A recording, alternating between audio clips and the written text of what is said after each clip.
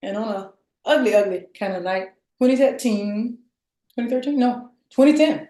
2010, my heart failed. I didn't even know my heart was failing. All I knew was I couldn't breathe. And I kept thinking, it must be the chemical that destroyed a portion of my lungs from the military. I must need to get a breathing treatment. That's all I thought. And my husband was saying, no, it seems like so much more than that. Felt like a 5,000-pound elephant was sitting on my chest. And in my fear, I was like, I'm not leaving. The baby's small. We need to. He's like, I don't care. You get in this car. You know it's scary when you get to the hospital and the Air Force doctor that comes in when the Army doctor gets scared and they're afraid. See, that's one thing you understand. In the Army, you have these specialists. When they bring in the Air Force doctor, it's a whole other person that they went to school way longer. They're the specialists of the specialists. But if you would have saw his face, and he said, oh, okay, I ran out the room. My husband was like, what is going on around here? Because they had seen what we didn't see. Welcome to Your Story Doesn't End Here, the mental health podcast of military and veterans who refuse to be silenced. I'm your host, Rachel, and my mission with this podcast is to be a voice for those who don't have a voice, bring awareness to mental health issues, provide value and solutions, and to change the culture when it comes to mental health within the DoD organizations.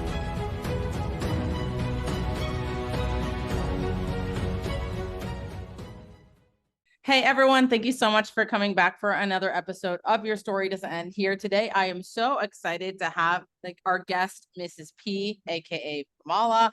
Pamela is not just a name, it is a legacy. An Army veteran with years of dedicated government service, she's walked the challenging terrains that often sideline powerhouse women, but she didn't just walk, she conquered. Today, she stands tall, ready to guide others through their journey of rediscovery and empowerment. Pamela's mission is clear, to uplift and empower veterans, but her reach doesn't stop there. From the resilient women of the military to the unorthodox trailblazers in the corporate world, she now also seeks to serve hospitals and universities. Pamela's voice resonates with all who face challenges and are eager to rise above. Wow. That Mrs. P, what an incredible bio. I told you before we started recording, it just gives me chills reading it because it's so empowering.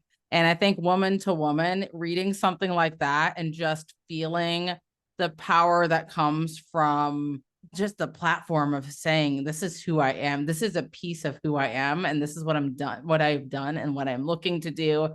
And wow, I'm so excited to get into this today. But thank you, first of all, for being here.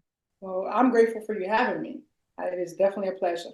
Absolutely. And if there's one word or a few words that you could use to describe how you are feeling going into this recording today, how would you describe that? Totally grateful. Like humbled and grateful. That's what I feel being here today, especially with you. Love everything that you do and everyone that you give back to is truly amazing. Like I am adamant about seeing us as women, come out and show up and show out for each other. That's what you're doing. So I love that. I'm Thank you. happy to be. Thank you. I've been connecting with a lot of women lately who are all about supporting other women, empowering other women. And it's so incredible to see that we live in this day and age where that is such a thing, where women are now stepping up and saying, hey, how can I support you? Let's collaborate. Let's give back. Let's join forces and just create something beautiful together. And so again, so much gratitude for you being here today. I'm so excited to hear your story, and I'm going to pass it off to you to share with the listeners. Okay. Well, good evening, wonderful listeners of Rachel. I tell you, when I told her I'm in gratitude, I am truly in gratitude. For me, as a young girl, I grew up in a place called Sharps, Florida. Very small, like that one road town that go through and that's everything. It bleeps, it's over. That's where I came from. But my whole life, though, I never thought I was ever going to stay there. For me, I always, in the back of my mind, I would have thoughts that there has to be something more than the chicken coop, right? It's something more than the farm. But when I think of resiliency, when I think of traumas, I could go pretty deep down a rabbit hole that would probably give some of you some chills down your spine. Because for me, the first time that I ever experienced trauma, I was probably 4, right? And it was a sexual trauma, but you don't think that those kind of things happen to 4-year-olds because you're a baby, right? You're a baby. But to go and fast forward and say, okay, even with that, even with the later traumas, I don't have to say I live from that at all, right? Because I knew I wanted to do something more than what I had done. I knew I didn't want to be in that life where promiscuity and dealing with the law or anything that wasn't something that got me where I needed to be, where I could focus and feel good about me, I could change that. But at the time, I was just hustling. You know how people say, well, grind, work hard, play hard. Like that's what I grew up hearing. So I'm thinking that these are things are right. Or the deadline is you don't ever talk about any of the other things because what happens in this house stays in this house. You know, but you don't know. You're just following the rules. And the rules are supposed to govern you, right? Because you think that that's right. You think what they've taught you is okay. Well, it's not. Not even a little bit. Nothing that I ever saw or experienced was okay. But my time in the military, same thing. My whole time, every time I heard someone say something that was derogatory, that was negative. I'm talking about situations where, you know, the color of your skin actually is a detriment for you, but you didn't realize that it was because you never thought that there was anything wrong with looking like how you look. But I was taught in basic, we are all right to the left as your brother and sister. We got each other, right? That is what we do in the military. We got each other. And then I got to a unit where there was a gentleman that did not think so, as far as we had each other. His ideas were fanciful. Let me see, what was the first time I heard him say something to me that hurt to my core? He said, look here, Charles, I'm gonna need you to understand that if I shake mud off my boot, I need you to quickly come over here and mop it up because I don't want to see it when I walk back by. Now, in my head, all I'm hearing is, he's an E7, I'm a private, you do as you're told, because you don't ask questions, you just be moving whatever your last general order is given to you. That is what I did. I never once said anything back or gave slack because, for one, I didn't learn that growing up. You didn't talk that to your elders. He was pretty much an elder because he had served all this time. So I'm thinking, well, it must be okay with him speaking this way because I don't hear anyone saying anything, right? And so I did exactly what he said. I mopped it up. The floor was shining. You could eat off that floor. I remember the general coming through and said, man, these floors are so pretty, I can see my face. And I'm standing at parade rest proud. Didn't matter that he said what he said to me before the general got there. It mattered to me that my job was done and it was done well. Because I was raised by, my grandma was 4'11", but she was a hot stick, boy. She didn't play. She took no mocks. So she said, whatever job you do, because she was a maid and she worked in really wealthy people's houses in Florida. But she said, no matter what your job is, even if it's a lonely janitor, you scraping gum, you do it to the best of your ability. When you rise to the ranks of CEO or wherever you're going, but you do it to the best of your ability. So that meant even in the military, I was going to do exactly that. I was going to rise to the best of my ability. So I just sat there and I took it day in, day out until we got to NTC. Now, NTC was a training place that we go to practice war. This is well before you ever saw anything with Iraq and Afghanistan, all this. We just playing war. We're mouse scared. But you still get hurt out there.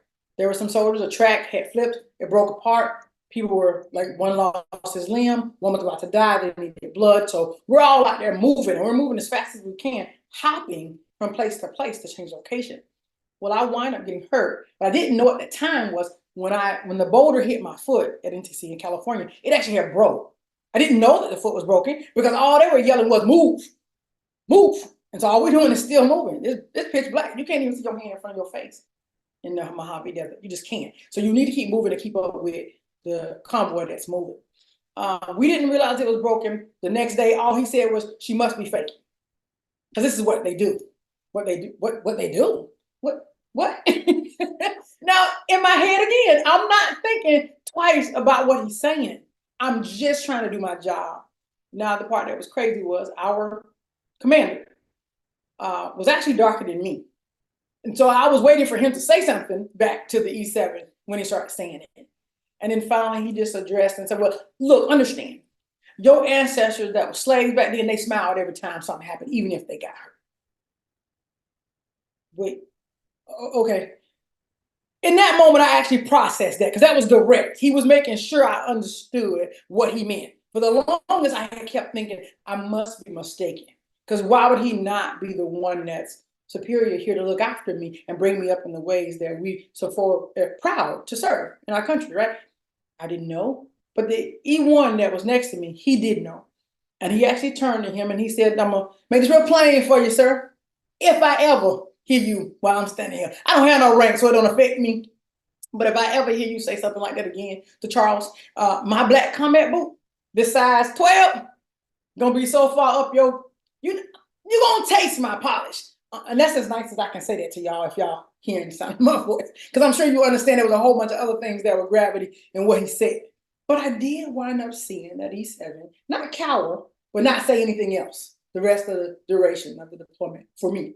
What I didn't understand was that was the E1 that spoke up to protect me. My disappointment was our commander, not because of the color his skin was darker than mine, but as a commander, he said nothing to the fact that he was saying the things that were derogatory to me. One of the most fast-paced soldiers that they had that was going on at Fort Hood at the time, because all I ever did was just my job. Just my job. I wanted to be the best at whatever I was doing because I had had so many things in my life that were traumatic that kept me feeling like I wasn't worthy, right? But then I go past all of that. Finally, they say, okay, you know what? We're going to need to do surgery because your foot was broken for so long, we don't even think we can repair it. And this is coming directly from the major that wound up looking at the broken foot after 2 weeks of it being broken, being in the box. So they commenced to do a slew for a year and a half of different procedures. 25 specialists later, the Army said, we no longer need your services. We're going to need you to get out of our Army because we can't keep you. It was detrimental, right? Because in my head, all I'm thinking is I came here to do a job, and now that job has been taken from me. And all it took was for me to get hurt and not be cared for when all I was saying was something was wrong. I didn't know what. But because he didn't believe in anything I could have said, I was going to be wrong no matter what. But see, you could fast forward. It's okay. Did that beat you? Did that break you? No.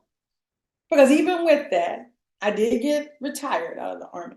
Later, they overturned the retirement, but then the VA stepped in and they put me through school and I got a master's. I didn't have to worry about how to pay for the master's because getting hurt, they're thinking, how can I get you back into society where you can be productive, where you can be safe and do what you want to do in a way that doesn't hurt your disabilities?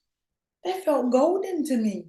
I was beside myself for what he had done because his complacency, his belief that everyone that looks like me or anyone of color could, or anyone that's a woman, because he wasn't just what he said about my color. He would make statements about all women should be pregnant and barefoot in the kitchen. So it was us as a people, as a gender. But even with all of that, I knew now I had an opportunity to get education, and I have to have student debt, and to be able to give back to my family and provide a different lifestyle away from the chicken coop. I was never going to have to return to Sharps, Florida. And that was truly the goal. So I did.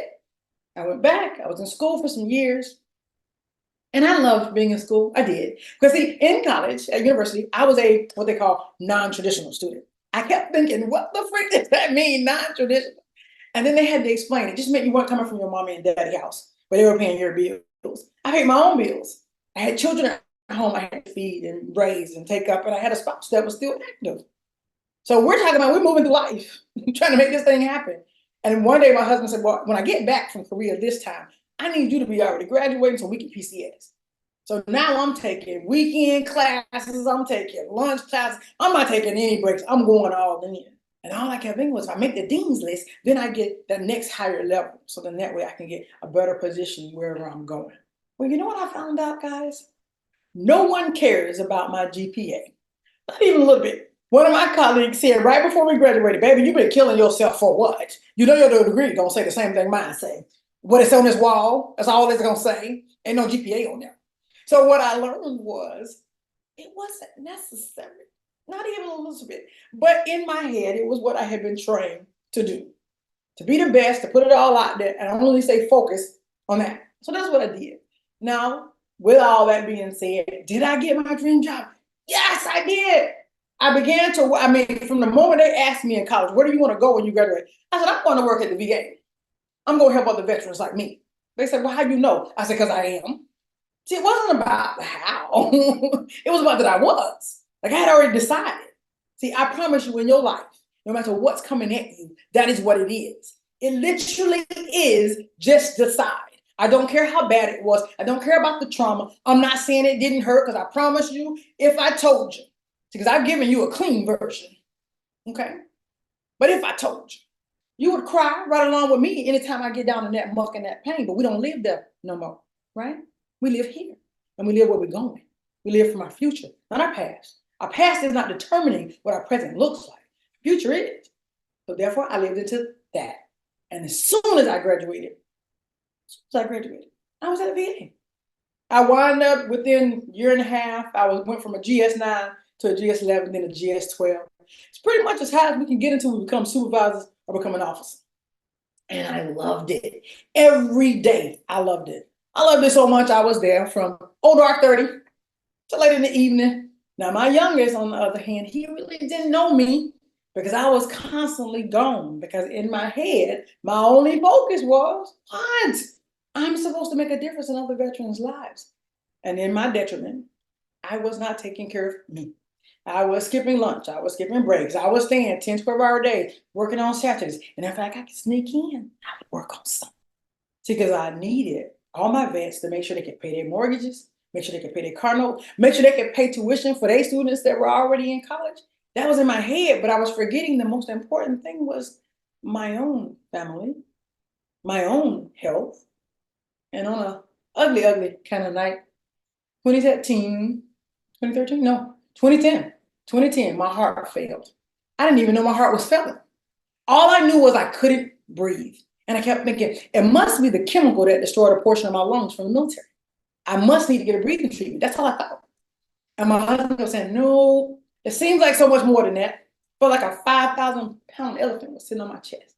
And in my fear, I was like, I'm not leaving. The baby's small. He's like, I don't care. You get in this car.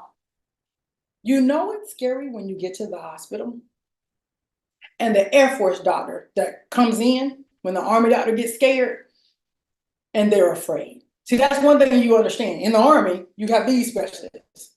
When they bring in the Air Force doctor, it's a whole other person that they went to school way longer. They're the specialists of the specialists. But if you would have saw his face, and he said, oh, okay, and ran out the room. My husband was like, what is going on around here? Because they had seen what we didn't see. And all they knew was they needed to get me to the ER where they could get me hooked up as fast as they could, try to figure out how to drain off what was happening. And in the ER, all I kept arguing about was, I'm not doing this with y'all. I don't know y'all people. The ER take 12 hours. Don't touch me. If my husband's not in here, That's all I kept saying. And then finally, they just brought him in the back because they knew I wasn't letting them touch me for nothing. They hadn't explained to me what was happening. Then all of a sudden, 6 specialists rolled in there. And this is when it became surreal. I was only 36. So I could hear him, and I heard him say to my husband, your wife is dying. She's in congestive heart failure. I was in the same room with them, and I promise you I wasn't in the same room with them, if you understand what I'm saying. Okay? Because I heard him, but then I wasn't there. I could see their mouths moving. I could see them having a whole conversation with my husband, but I left the room. Then all of a sudden I came to where my husband said, no. She has a cardiologist already. And I did. My cardiologist was already following me for the angina. I already took nitroglycerin when things were at its worst. Again, they're not registering this because I'm too young for that, is what they're thinking.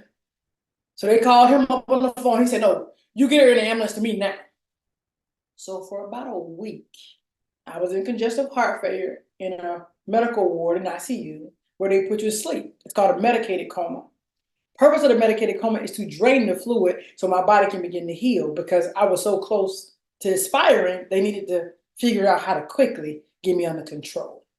When I woke up a week later, I remember my girlfriend from grad school constantly saying, I just kept swapping out with your husband.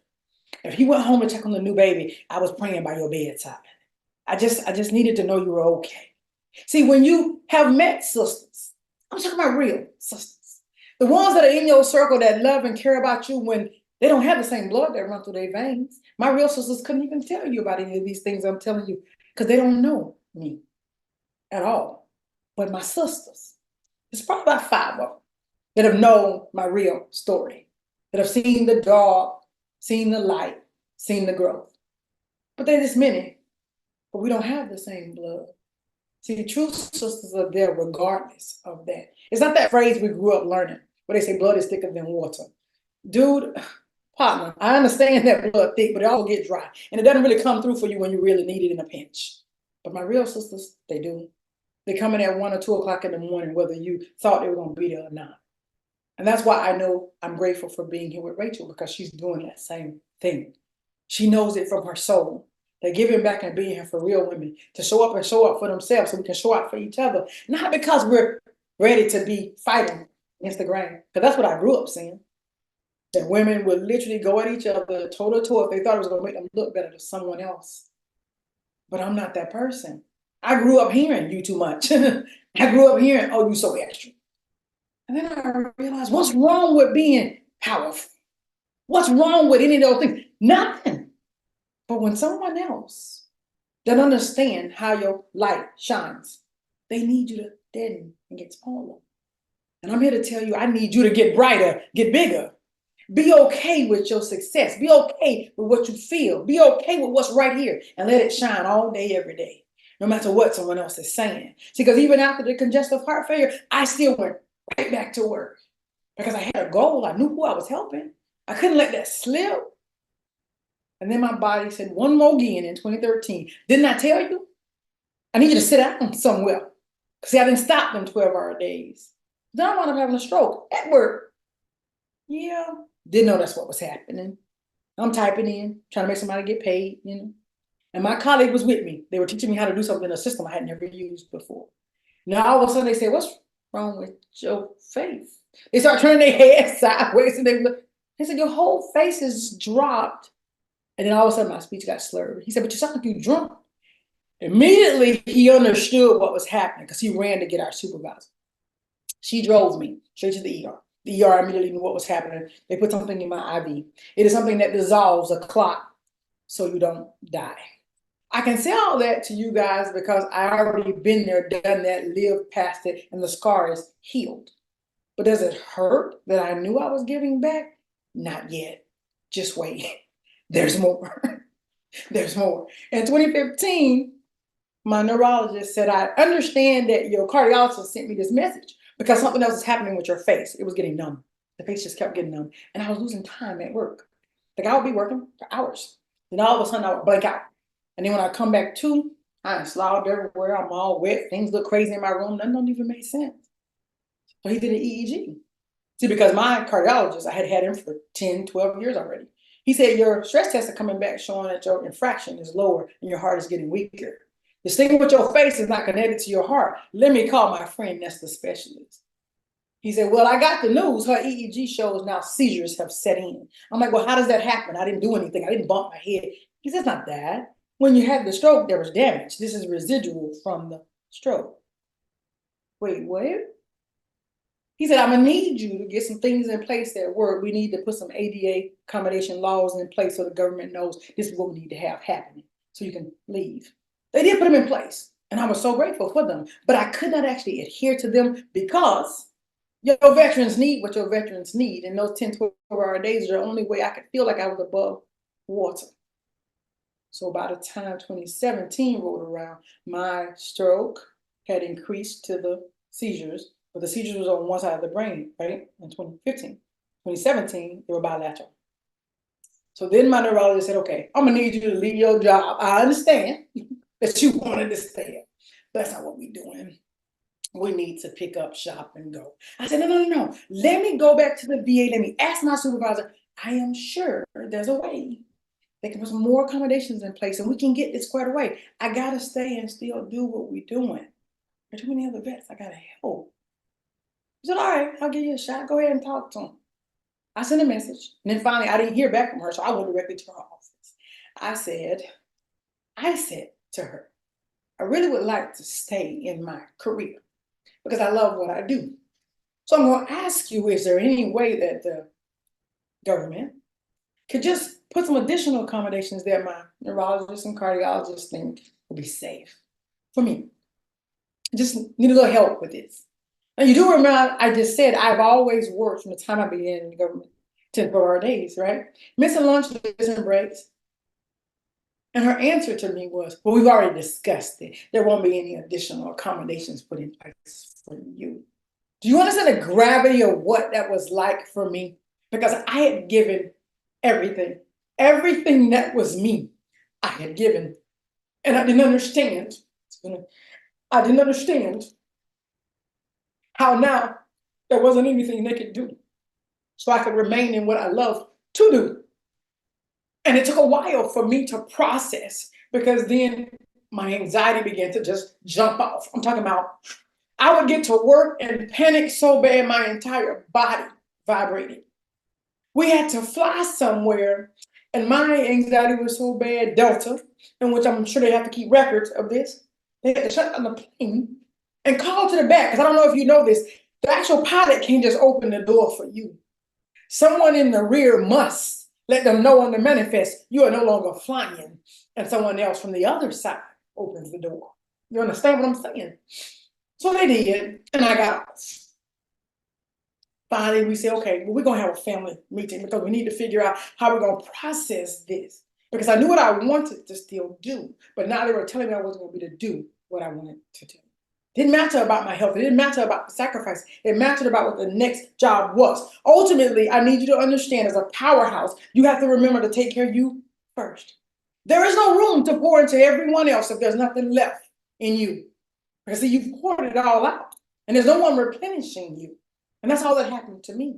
So what I do now is I give back constantly, because I know now I can do this from my level of safety, where I am girded up and I can stand tall. And I can say in my disabilities and all that they are, because I don't live for my disabilities, they don't define me. But I can pour into a powerhouse woman, even to a powerhouse king. I can still pour into him. I understand. We all have been there and done that. But I can get us where we need to do, where we're in alignment and we don't allow. Not any career, not any company that we're working in, not even our own companies, to get in the way of caring for ourselves first. Not because we're selfish, but because we remember that if we don't put ourselves first, if we don't remain in alignment, anxiety, panic, depression, all those things will begin to manifest physically. And they manifest bad.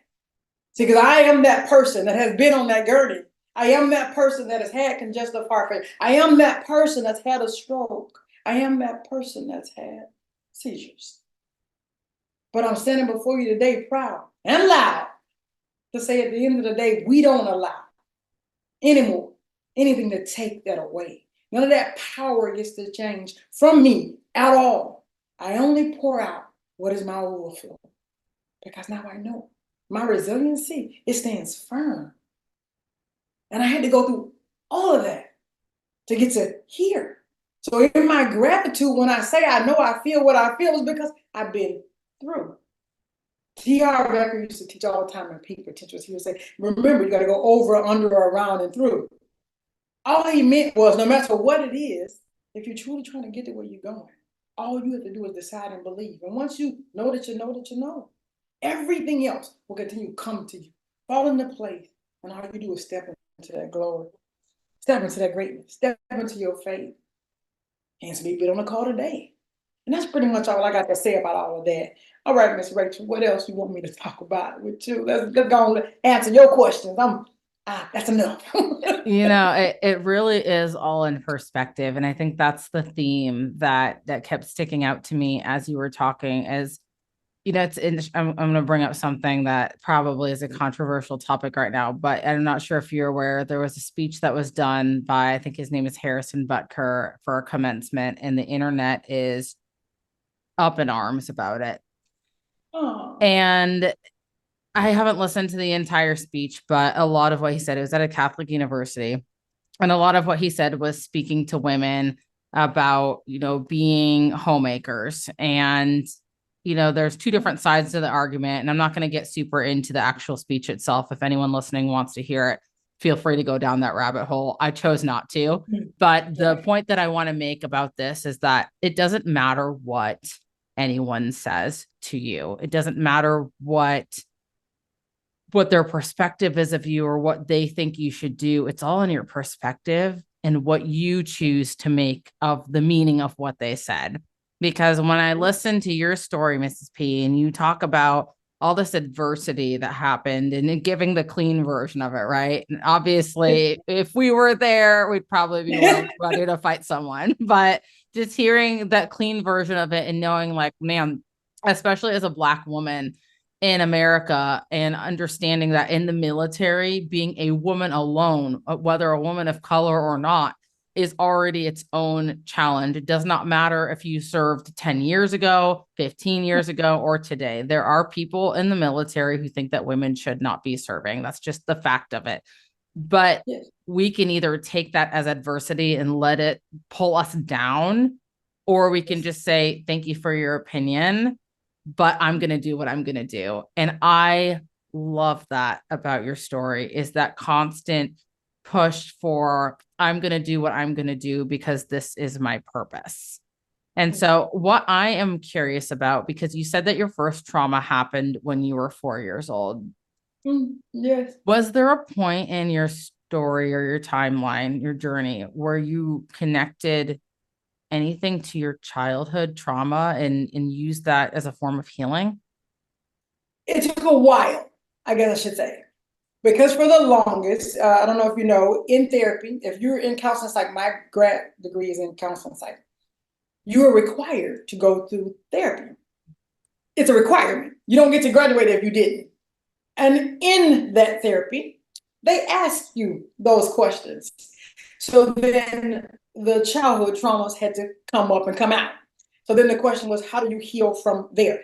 Not necessarily in that therapy class, now just becoming aware that some of the things that I had went through, the things that I had done, all of it was tied to what happened way itty bitty back here to 4-year-old Pamela. What? How? What? Hold on. You didn't even realize, I didn't even connect those dots. Like my fear that surrounds my children, like we have 3 beautiful, amazing children. But I constantly, when they want to do sleepovers, I'm checking in. I'm calling. If they don't call me back, we going by. See, those are not normal, right? It was my petrified fear that what if something happens and I can't protect them? So I'm this kind of bear mama. I still see it show up now. Our youngest is 13. I promise you, I still, no matter where, even when he's like not far from me, I can hear the person talking. He's in a session, he's with his therapist. I'm still, I mean, still. But the trauma is better because now I don't freak out while I'm running in busting down doors, right? But it took me from that moment in grad school to realize that that was even a thing. So I'm glad you asked me because no, I originally didn't know. Yeah. Not until I was in grad school did I realize that that trauma, well, those multiple traumas, had actually affected me throughout my whole life. How did you see your childhood trauma? And maybe I'll ask, assuming that you've reflected on this already, and I may be wrong. How did you see that show up in your military service? Ah, It showed up that I needed to be better to prove that I was worthy. Mm. See, because when something's taken from you, when you're that young, you don't even realize that, well, how could this even be? You don't even know that it's wrong. You definitely don't even relate that it's actually something that's happened bad. But obviously, you know something's not right because now you don't feel right. So every day I was pushing harder every day. And I don't even think it was just my military career. I think it expanded all the way into my government service after I got out of the military. That's what the purpose of the 10, 12-hour days were. If I can show up like this, then I am the best. And no one can say anything about me other than, oh my goodness, look how awesome she is at her job. Look what she pours in to her people. Look how many people love and adore what she's doing. Not realizing how it was still hurting me. But the reflection was, now I know I'm more than worthy. I was more than worthy the day I was born. I just needed to know that I was. And once I realized, now it doesn't matter. It doesn't matter about none of the things they told me when they said, Right. you Yeah, the reason now I embrace it. Yeah, the reason I asked that is because I have this theory that most people who join the military are quote unquote broken in some way. And then I don't really even like to use the word broken, but I think that so many people join the military at such a young formative age of their lives, whether that is 17, 20, 21, 23. I mean, we all think we're grown, right? But I mean, we're still so young at that time. And to be discovering who you are as a person, as an adult, as an independent human being, and to be going through all these changes and maybe in a hostile work environment, maybe not, but regardless, going through so many changes. And I don't think I even connected the dots of my life to my childhood until I was probably 27 years old. And so to look at these group of still very, very young adults and say, hey, you're expected to learn this whole job, adapt to this environment, adapt on top of adapting, and good luck. We're not going to really provide you the support, right? Because the support just really still to this day doesn't exist in what the capacity that I believe it should. I think there's so much value in saying, hey, I showed up like this because I recognize that this was something from my childhood. And I hope that anyone listening to this episode today, I hope that that gave you value. And maybe when you reflect on your own life and you think of what are the things that aren't serving me, or maybe they stopped serving me years ago, but I just do them and I don't really know why I do them. It's just the working hard or the trying to prove myself.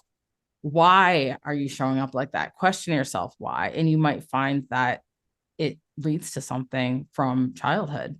Way back when. Yeah. And it actually, like you said, late 20s. You know, they said the average person, 25 or older, is when the brain starts actually forming properly and the frontal lobe gets to where it can actually reason properly. So really, even when I went in the military, I wasn't there yet. So it's exactly what you're saying. You're not ready. But all you know is I got to get out of where I am so I can get to where I'm trying to go. Right. And it took years of me pouring into myself. Like I trained so many times in investing in myself, getting therapy with, I shouldn't call it therapy. I'll call it transformation. Like the great late Bob Proctor, reading everything I could find on videos with Dr. Dyer. I still train to this day. I have training with General to Giants. You know, I'm training with her on a regular basis and I plan on staying because she understands what trauma looks like and how you can go past that, right? She brought in Dr. Myron Goldman. Like I'm talking about, there are amazing people that help you go from where you are to where you want to go. How would I know to look for those people? I didn't at first. And so the first time I heard of anything that was about transformation and getting rid of those old paradigms was Bob Proctor. You know, I mean, he literally was like the father of anything transformation. Right. And he was all the way in Toronto. Like I had to fly to Canada. And even with my anxiety, I had a magic pill, but I was going to take it to get there. Now I can proudly say, I help my people like I help me.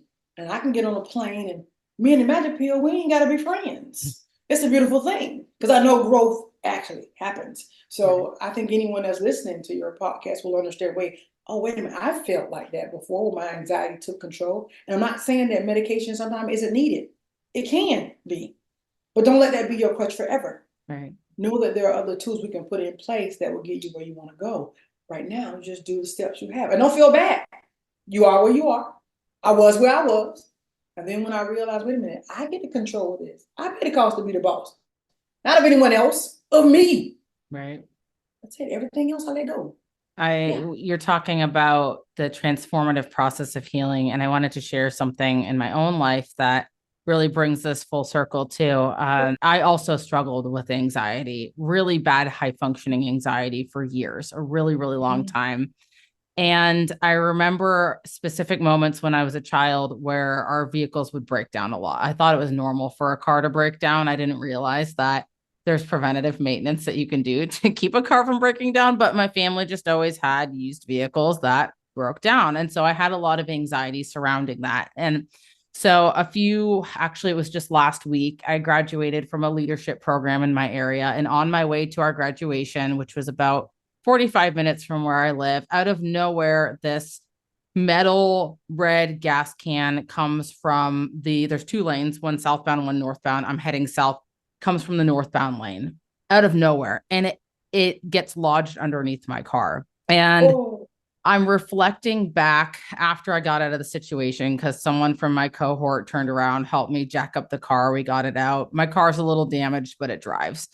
And I was reflecting on how I reacted in that situation. And old Rachel would have been crying, freaking out. I'm stuck on the side of the road. Oh my gosh, what do I do? But I reflected on my reaction and I was like, I was so calm in that moment. It was just like, here's the problem. How do we solve it? And I was like, man, that took years of growth. And when we talk about growth and healing, and when your knee-jerk reactions are no longer that anxious reaction, like that's that full circle moment where it's like you finally see that tangible healing in place. And then it's not always easy to see because it's like, growth is happening. Other people might see it. I don't see it, right? For years. I think that's probably the first few years. And I don't know if you can relate to this, but the first few years of the healing journey, it's like, yeah, everyone else is like, oh, you're doing all these things. You look great. You're responding differently. You're healing, but it's like, I don't see it until something like that happens. And so when you talk about no longer needing the medication for the plane, and being able to put yourself in situations that you a decade ago might not have been able to do, it's really powerful. And I wanted to acknowledge you for that because that's huge.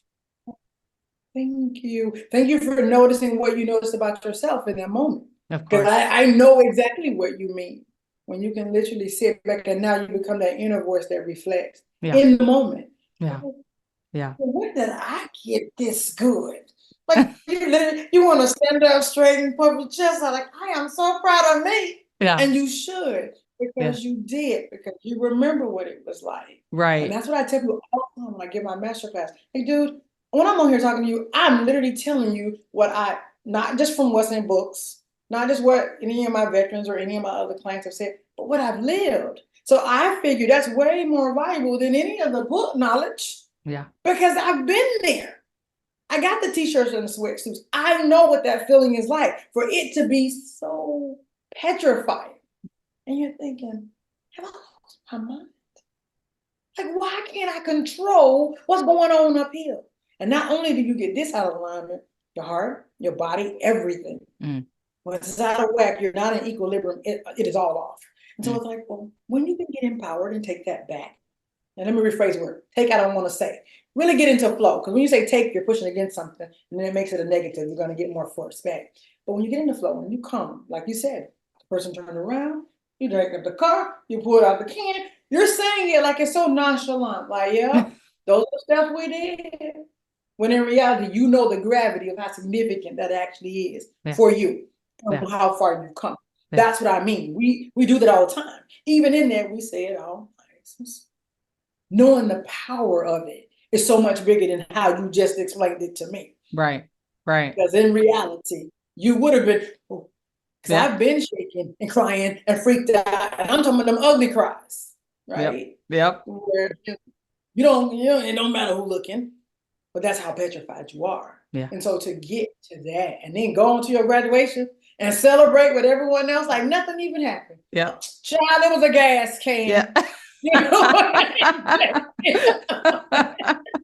But it's so true. I mean, I think the magnitude of it for me was the automatic reaction, right? Because our bodies learn how to react to things based off of what we know, what we've been through, how we've healed, the work we've put in. And so it's one thing to be in that place of your healing journey where it's like, oh, you have the anxious reaction and then you have to remind yourself to calm down. But it's another area to not even have the anxious reaction. And so I wanted to use that as an example on top of your example and kind of create this compound effect for anyone listening that is in that place of anxiety right now, where maybe the knee-jerk reaction to whatever it is, maybe it's stepping into a workplace, or maybe it is a specific scenario or anything that, insert trigger here. You do not have to be there forever. And eventually your body will learn to not react that way once it hits that point of healing. And so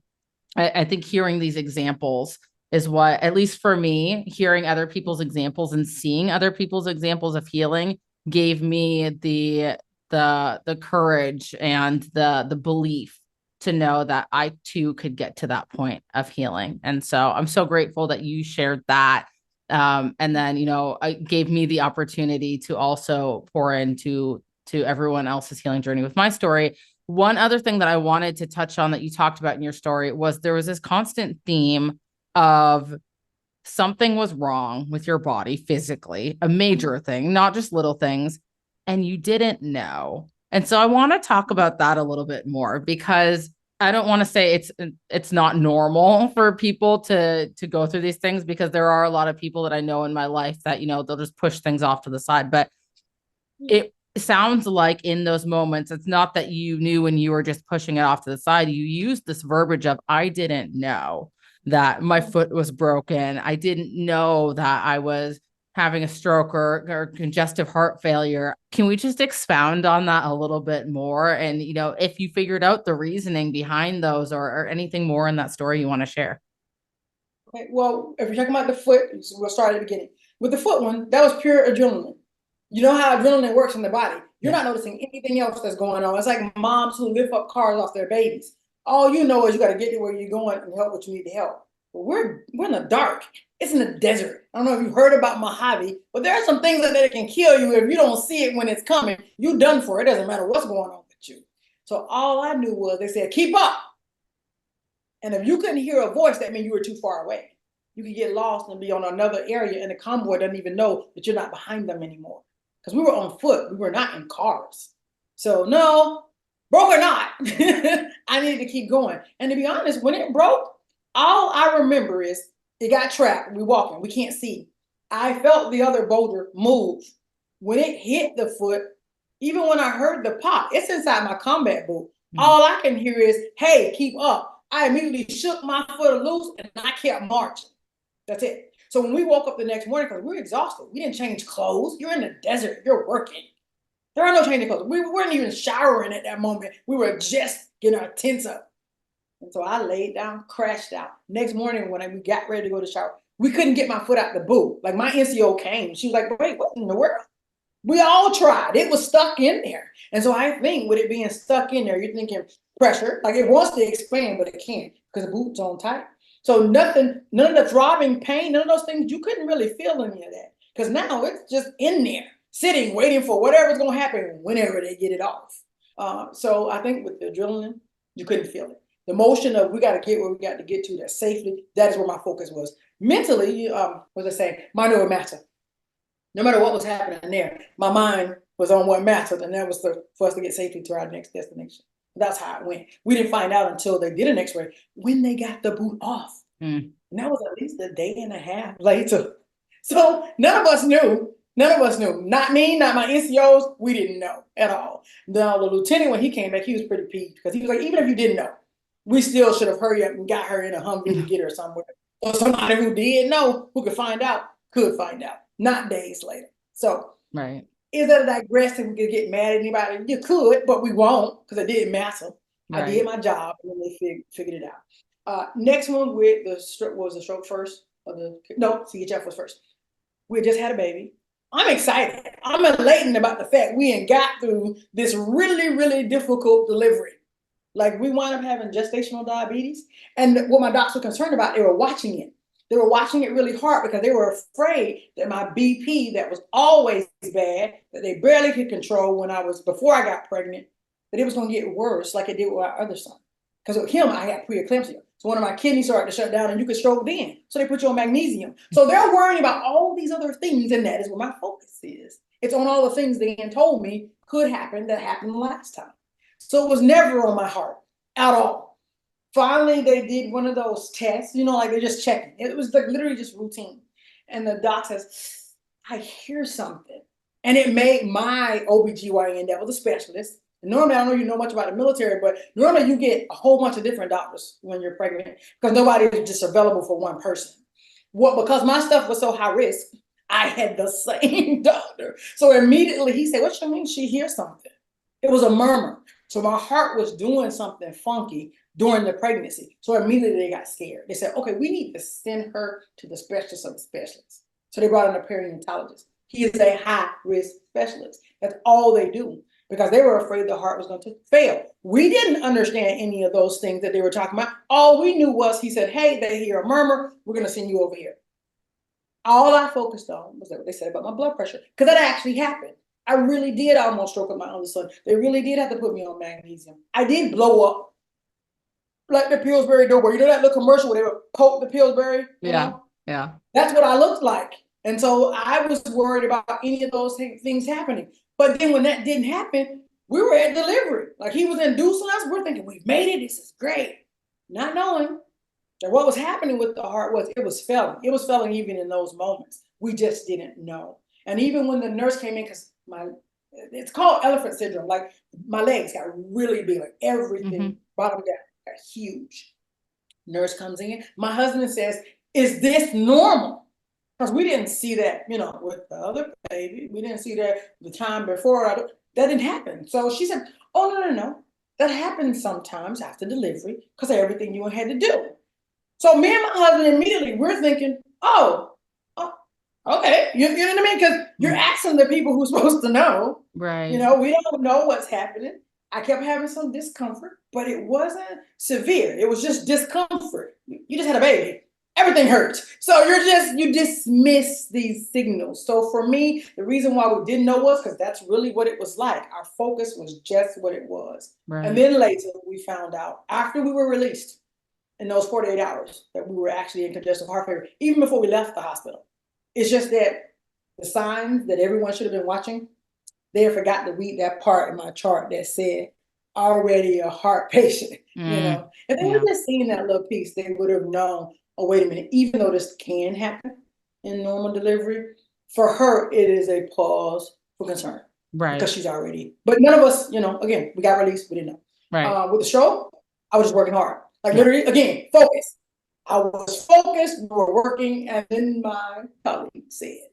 So I think for me in life, because I've had so much adversity from really small, anytime there was anything that my body should have been triggering to let me know that was dangerous, I didn't relate that. The signal didn't relate that as danger, is what I think. The signal related, well, something's happening, but we gonna get through it like we always do. We're just gonna focus. Right. And so then I do exactly that. Yeah, it sounds like the overarching theme is just your mindset. And was it a good thing or a bad thing? I don't know that there's necessarily a label to really put on that in that situation. But I think if we look at kind of the big picture here, it shows how powerful the mind is. I've talked to people who have been Army Rangers, and there's men out there who were SEALs, and we look at people like Wim Hof, and we see humans do incredible things that seem like they're superpowers, and it's all in the mind. It's all in that your perception of what you're going through and your mindset and how you look at that situation. And so it's really incredible to know that humans have this crazy ability to go through things that some people don't even make it to the other side of. Not everyone survives congestive heart failure. Not everyone survives a stroke. I mean, there's people that die from breaking a bone. And the mind, your mindset, other humans' mindsets, so strong to be able to get past that. And it's like you said with me earlier, the way you talk about it, you're like, oh, well, I was just, I guess I was in congestive heart failure. It's like, that's a big deal, And so I appreciate that you elaborated more on that. I do want to talk a little bit about what you are doing now. Okay. Well, now, because I am retired, I say it like that and I do quotations because in reality, I am so much more fulfilled, I guess I should say. Even though I loved what I did and it was causing me so many other problems and traumas right in my body. Now I get to pour into other powerhouses on my own terms. And it's amazing because in my alignment, am I aligned to abundance? It's literally just taking people from where they are, whether they're in burnout or overwhelm or in that level of anxiety, where a pill is needed, right? But they want to be in a place where they don't need the pill anymore. Then they come along. Now I offer lives all the time. Like I literally give for free real tools that help right now, that help me right now. Because I don't just say what I'm saying. I say what I mean. My grandma had a rule: say what you mean and mean what you say. So when I'm telling them, hey, look, try this. Even if you think what I'm saying crazy, it's okay. You can call me crazy. Just go and do it. And then when you see how successful it is and how good you feel, then send me a little message. I don't need you to brag about it to nobody. Just feel good in your own skin. It's okay. But then I do at the end of my masterclass on Tuesdays. I say, okay, but if you want to join with me personally, so I'm walking you through, then you can come alongside me. But don't come calling me and you're not ready, because I don't do it like that. I don't have that kind of time. I don't have that kind of patience. I have a 13-year-old that's autistic. We busy all the time because literally he's had surgery once, twice now. Yeah. And there's a lot that's happening. And so for me, my focus is him. My focus is, but I love doing what I do. If I don't pour into other people, then I don't feel right. Because I can feel when I'm out of alignment. And that's when you know that you're not doing what your call is and your purpose. Because then you begin to feel bad. You can see the depression step back in. You can see the angst get there. And you're like, wait, why do I feel anxious? Because you knew that day you were supposed to do what you were supposed to do and you didn't do it. So I just make a time. Here's my time for him. Here's all his specialists and his doctors. And right here in the middle, here's the card for me. Do what you love doing. Pour into other powerhouses. But then I realized at the same hospitals I take him to, because he has 6 or 7 specialists right now, I see those nurses. I don't know if you know it, but the burnout rate in most corporations, especially in hospitals right now, it's 95%. Like, it's really bad. And you're talking about people who are amazing at their jobs are running for the hills because they don't have those tools in place. But I was them. You know what I mean? I was you. And I don't, even on my worst enemy, I don't wish that anybody was ever on a gurney being wheeled out like I was. So it's like, wait a minute, if I could show hospitals how they could get that, and they could have transformation for their people, then they can keep those good, great employees. And I warn them, I say, now on my Wednesday call, I say, look, my stuff is unorthodox. It's a bit unique, so don't be scared. But it's okay when you see the residual, how your employees show up. Because now they're showing up for themselves first. You'll understand that everything in my method to the madness, it worked. So is it new for me? Yes, because now I'm pouring into a larger scale amount of people because I have been them in those corporate jobs. But then at university level, because I was a non-transitional student, it's like, wait a minute, I could show students how they don't have to get stressed about university at all. Because there are tools I pour into my soldiers every day. Like, if your listeners are in university right now, let me tell them something, just a secret. You can always turn your work in early and your professor won't get mad. Just send them the message, send them the work, and you write 2 sentences. Hey, ma'am or sir, I just wanted to get your feedback on this to see if I'm on the right track. Thanks in advance. That's it. Kid you not, every single time, my vets that did that, my clients that did it, they excelled at school. Why? Because you weren't waiting until the last minute to get that feedback. And when they gave it back to you, all you were turning in when they actually graded it, when it was time for it to be due, they graded only the work that they had told you to fix. So you're more likely to get an A because you had already prepared your professor for what you were already asking them. My people would be like, wait, what? I said, all I'm telling you is be proactive. Don't live that life where you're stressing at 2 o'clock in the morning trying to finish something. When you can already be done this. You can even ask them for copies of the syllabus or at least a draft of where they want you to start going before school even starts. Why? Because you can look up who the professor is for your class. So all them little tips, it's like, wait a minute, can I help universities and hospitals? Yes. Because I've been in both of those arenas and seen how it works really well. So I'm trying to figure out how do I make sure alignment works for everybody and then do it only where it fits in my schedule while staying on top of what my youngest son needs too. So if that answers, so I said all that needed. answers. Yeah, no, I love that. And it's so needed in the world of especially universities where, again, there is this demographic of newly independent young people mixed in with some people who are not newly independent, but maybe it's their first time at a university and they're learning something new. Same with new healthcare providers. It's something new. It's this overarching theme of a lot of these people are stepping into something new and trying to figure out how do I make this work without burning myself out. And the one piece of advice that has served me so well throughout my life is do not take advice from someone who has not been where you want to be. What does that mean? If you are a student, don't take your advice from another burnt out student. They're not going to help you. If you're a burnt out nurse, don't take your advice from another burnt out nurse who has never gotten out of that. And so, to have these tools for the people that need it in a time that it is needed. I love that you're stepping into this space. And so my next question for you is how can we find you and how can we support you? Okay. Well, you can find me at Align, like I said, aligntoabundance.com. It's easy peasy if they're wanting help from actually me. Now, if they need me to come into actual hospitals, then that's a bigger thing. They just go to mrspspeaks.com because there on the site, it'll have a link. They'll be able to click it. They can answer some questions for me. So when they do get on a call with me, I can make informed decisions about what they're saying. So even if they don't decide to work with me, I'm giving them actual knowledge, transformation tools right then. I don't ever say, well, I automatically going, no. Because if it don't fit in my schedule, we're not doing that. And if I feel like anytime we're talking, that you're not actually ready, there's no reason for us to actually continue talking.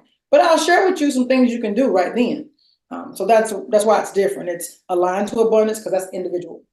MrsPSpeaks.com, that's group, that's hospitals and universities. So it's Awesome. easier that way. And there's a Calendly link in which I don't know why. I didn't remember to email it to you. You did Because email I to do me. have a Yeah. Yeah, you emailed Because to me. I I meant can to- throw it in the show notes. You sent it to me right before we started recording, so I'll make sure Yeah, to put. so I'm like, why didn't I get that? Because you did ask me, and I forgot. Yeah, Like, yeah, oh, it's all okay. good. I'll put the link in the show notes, and then I'll also put the websites in the show notes for anyone that wants a quick, easy access to those. And I am so appreciative that you are doing what you're doing, that you're spreading your incredible message out there on platforms like this, because there are people that need to hear it. And I am just appreciative for you because you just have an incredible story and an incredible impact in the world. So thank you, thank you, thank you for being here and taking the time to share your story. Are there any last words or pieces of advice that you want to leave the listeners with today, Ms. P? I would say live from your gratitude. Like literally, just know your past doesn't define you no matter what. That's all I got to say about that. Thank you for taking the time to listen in today. With your support, we are able to increase awareness of the mental health issues affecting service members and veterans today, with the goal of creating positive change. If you got value from this episode, please take 30 seconds to subscribe and share this episode within your own network.